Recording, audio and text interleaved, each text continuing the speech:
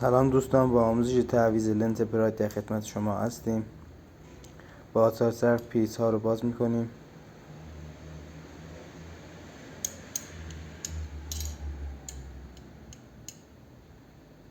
پیس ها رو شل کرده بودیم که ویدیومون طولانی نباشه.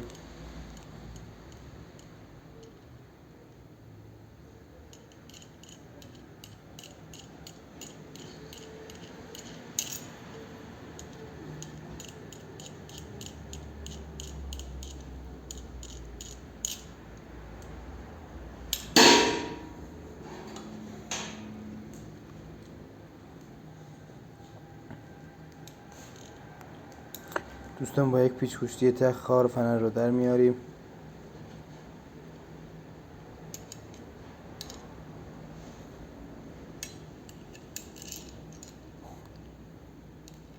یه دونه هم خار اصلی است که اینه با پیچ گوشتی در میاریم.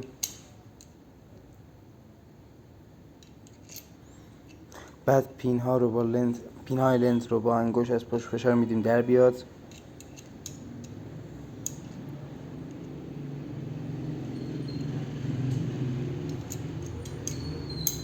و با یک پیچ گوشتی تحت فشار میذاریم که پمپ برگرده سر جاش که لنز با راحت در بیاد.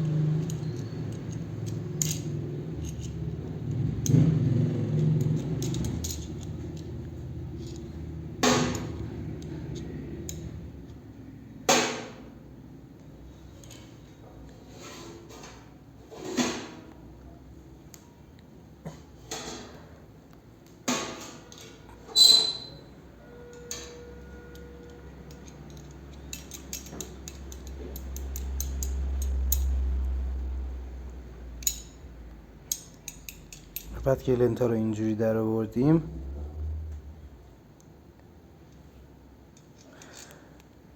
و باز این پمپ رو باز یه ذره فشار میدیم که کامل بره تو، که لنت راحت و کامل در بیاد.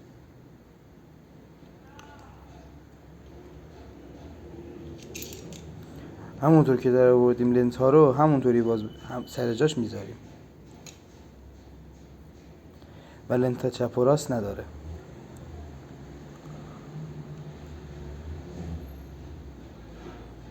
و باز پین هاش رو جا میزنیم.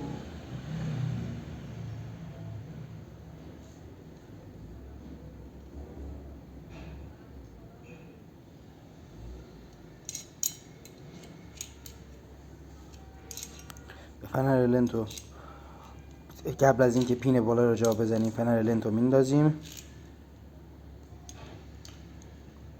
و به فنر اصلی رو به سوراخ ها که روی پین هست میندازیم. ببینید این سوراخ ها رو میگیم.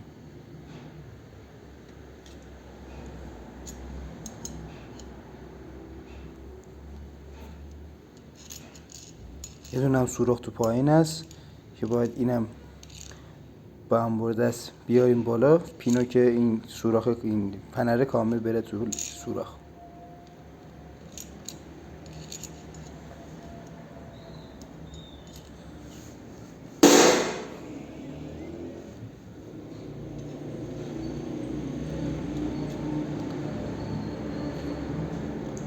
این فنرهای لنز رو بندازیم سر جاش و با یه انبر فنر رو صفر کنیم.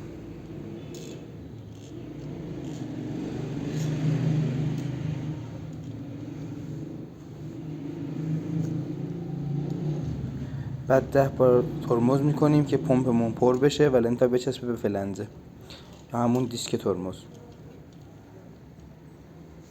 مرسی که با ما همراه بودین. اگر از آموزشمون خوشتون اومد سابسکرایب و لایک کنید، ما هم انرژی بگیریم. زنگوله هم بزنید.